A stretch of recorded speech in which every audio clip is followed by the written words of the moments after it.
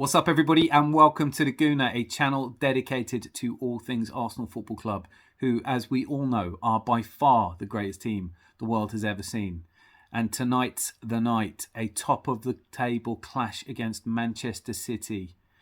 Before we get going, though, why don't you take a couple of seconds now just to hit that subscribe button. That way I can keep you updated every single day with all the news and views from our beloved club.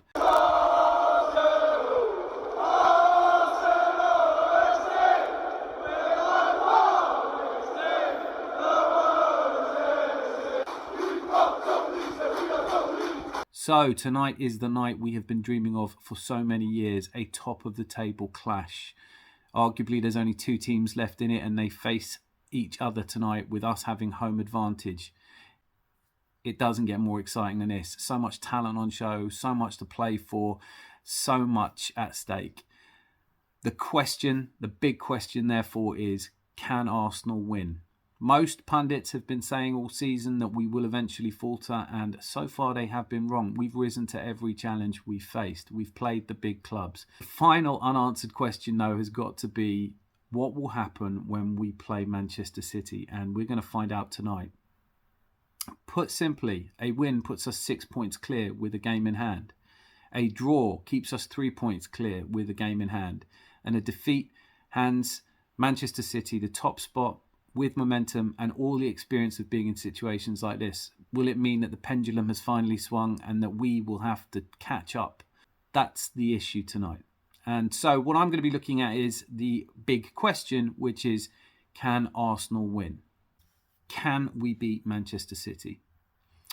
Well, first of all, let's discuss Manchester City. Are they in the right frame of mind? The events of the last week, or slightly more than a week now, are the financial fair play regulations, 100 and something charges levelled against Manchester City, which, if are correct, could mean all kinds of things, from relegation, points dropped to just a slap on the wrist. I think Pep Guardiola is using this to build a siege mentality, which most title-winning teams have if they're going to be successful. But the other issues are, is there a general lack of hunger in the squad? They have been so successful. The one thing that's eluded them has been the Champions League, and perhaps they're more focused on that than they are on the Premiership. Changes to the squad, have they affected morale? Has losing players like Cancelo in the January transfer window and Zinchenko and Jesus to us, has that affected the morale in the camp? Will Erling Haaland play? He took a niggle. He was taken off against Aston Villa on Sunday, and arguably, he may not feature tonight. Personally, I expect to see him. But there's also the question of, would we play better against them if he was in? He hasn't scored a bet against the top six. Will Pep Guardiola tinker again, as he's done several times this season? Personally, I expect Pep to get them absolutely fired up like they haven't been yet all season. And we're certainly not going to win it because they don't show up. If we don't start really well, if we don't get at them and use the home advantage and the atmosphere to really start with pace, then I think it's going to be a very long night. The second factor is Arsenal's form. Now, I think much has been made of this. On the surface, it does seem like an exaggeration. Yes, we lost away to Everton. They had a brand new manager. Their fans were absolutely up for it. It could have been a challenging match for absolutely anybody. We drew at home to Brentford. Now, let's not forget, Brentford actually beat City at the Etihad, so they're not a poor team. But then there's also the fact that we didn't technically win, but we should have done had the person in the VAR box not been having a nap at the time. And I've talked enough about that, and I don't want to waste any more of my breath on it today. But that's not the whole truth either. And the questions around our form are also just about the way we've been playing. We didn't seem to get started against Everton, and we certainly weren't our usual selves against Brentford, even though it's technically a VAR decision that cost us all 3 points. It would have given us a lot more confidence going into tonight's match if we'd had that same flair and dynamic and looked like scoring more than we did in either of those two games. City are far more used to these kinds of run-ins, and perhaps tonight could be men against boys. That's a big concern, I think, for everybody. Now, the third factor is some of the Arsenal players just are not at the level they've been playing at all season. Now, I'm not going to talk about Saliba, who had his arguably worst game against Brentford. I don't think we're changing the centre-back pairing tonight.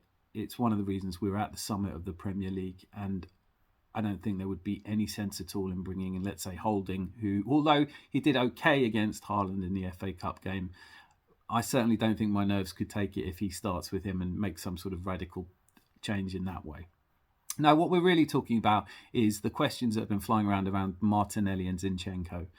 Zinchenko, who's been a wonderful asset to us, and Martinelli, who was an ever-present and one of the reasons we're doing so well. Trossard did make a difference when he came on for Martinelli against Brentford, obviously scoring the goal. And Zinchenko has been criticised as well, with people saying that Tierney could come in, and Tierney offers us an overlap on the left-hand side, which frees Martinelli up a little bit. There is some truth to that. I think the bigger problem here is actually slightly more complicated. Eddie Nketiah, since coming in for Jesus, has been more prolific in terms of scoring goals. But let's have a quick look at the heat map of Gabriel Jesus in the season that he's played up until his injury in the World Cup. As you can see, there is a left-sided bias. He does drift to the left. What that allows Martinelli to do is come in and play closer into the centre an occasion, and Xhaka to push up. It also means that Zinchenko, when he's playing with Jesus in the team, can drift inside, and there's still that left-hand side, and that left-hand side triangles are still working. So perhaps the surprise that we might expect from Arteta, if he is going to make a change, is does he bring Trossard in to replace Eddie Nketiah? I know Eddie Nketiah has been on a rich goal-scoring vein of form, but since he started, Martinelli, who was averaging a goal involvement every single game, has dropped right off. Xhaka has had to drop right back, and Zinchenko has not looked himself at all. Arguably, playing Trossard in that role instead of Nketiah gives us more of a balance that we were used to seeing with Jesus in the side. And certainly Trossard's few involvements this season have shown us that he's tricky, two-footed, and can cause all kinds of trouble. He may just not be that prolific striker, but the way we're playing at the moment, we are not finding Eddie nearly enough. And as harsh as it may sound, it might be an idea to put him on the bench. We can always fling him on in the last 20 minutes, 30 minutes to make that impact substitution. The argument against that is obviously what it might do to Nketiah's morale, and it's a tough call. I'm not 100% certain. It is a big decision. Everyone is always smart after the event, and if he does drop Eddie and he does bring Trossard in, and that doesn't happen, or if we don't see the kind of fluency that we saw with Jesus, because I'm not yet saying that I think Trossard is an able deputy for Gabby Jesus. If that doesn't happen, then everyone's going to point the finger at Arteta and say, he's cost us the league. I think that's still better than Eddie not firing and people blaming him.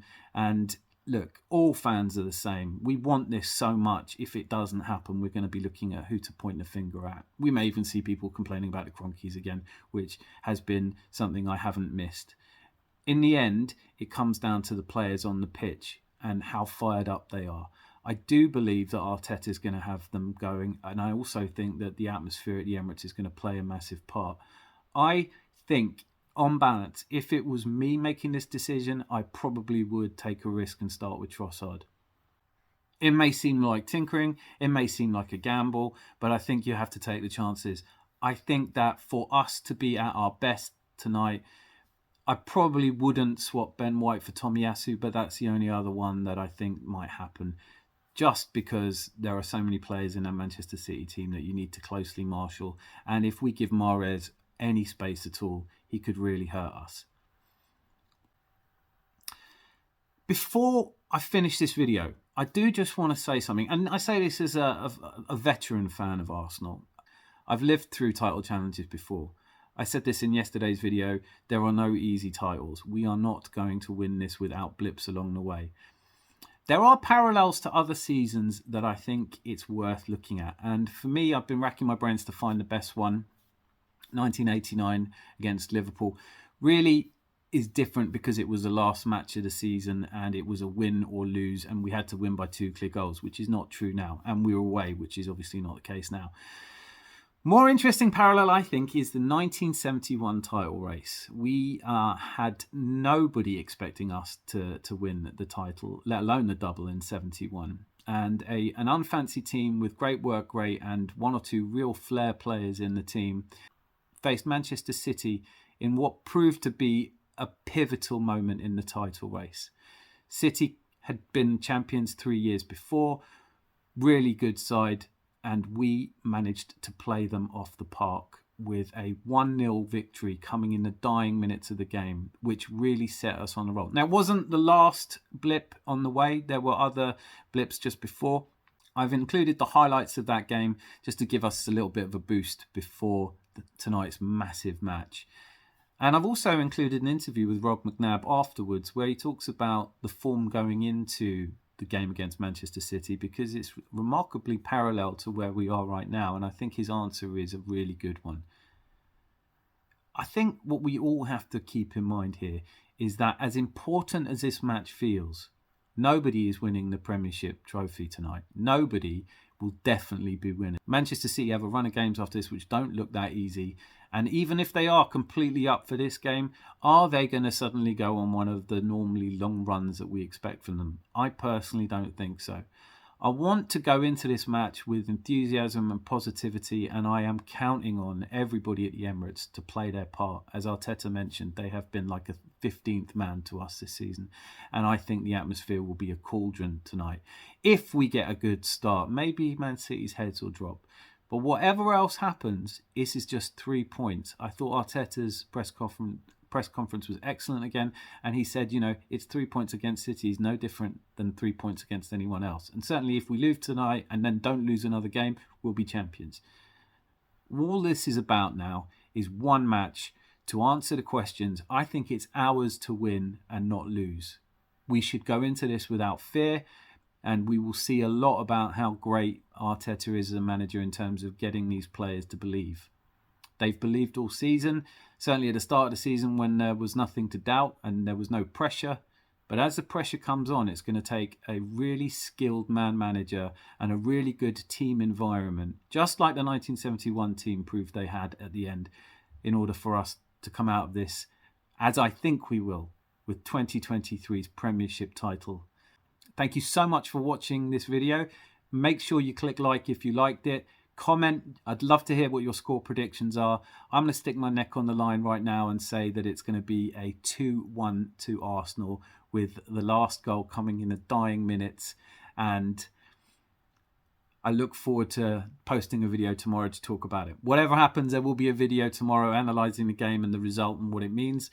As I've already said, I really don't think that we should see this as a do or die situation. This is just a great opportunity. There's so much for us to win and so little to lose. We've got the rest of the season to put it right if it goes wrong, but we will definitely have the momentum if it goes well.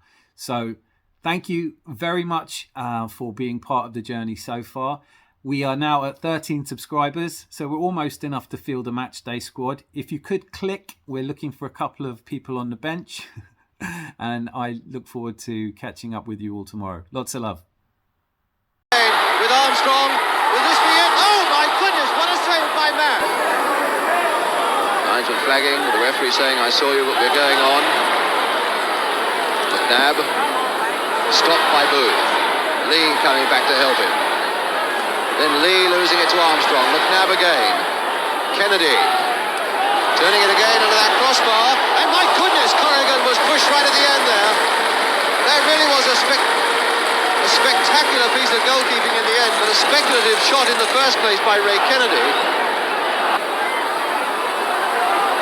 And almost getting it in there, Radford, and kicked off the line with the whistle and gone. Oakes to Doyle.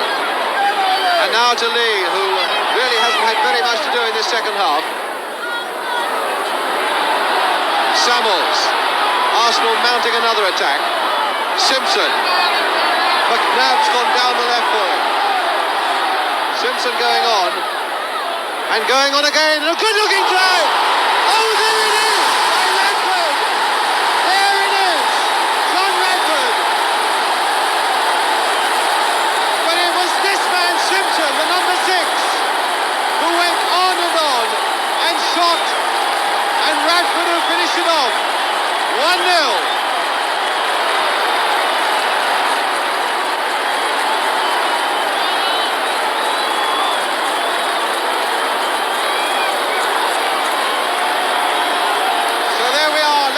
5 minutes to go.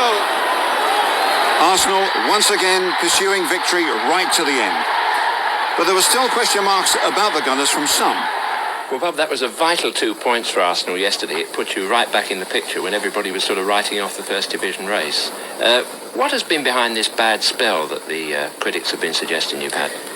Well, I don't really think we've had such a bad spell, Jim. We haven't played as well as we can, and 1 or 2 players might have lost a little bit of confidence, but I don't think there's any team in the country can play 42 good games a season, and you're going to have indifferent games, you know. And we've had 2 or 3 little bit indifferent where we've played well in the first half and gone off in the second, or played badly in the first half and come back in the second. How do you lose confidence when you're riding high as you are in the Cup, in the Fairs Cup? You know, you're there in every competition. How are you going to lose confidence? You tell me. I don't really know. But I think I lost a little bit of confidence a couple of weeks back, but feel okay again.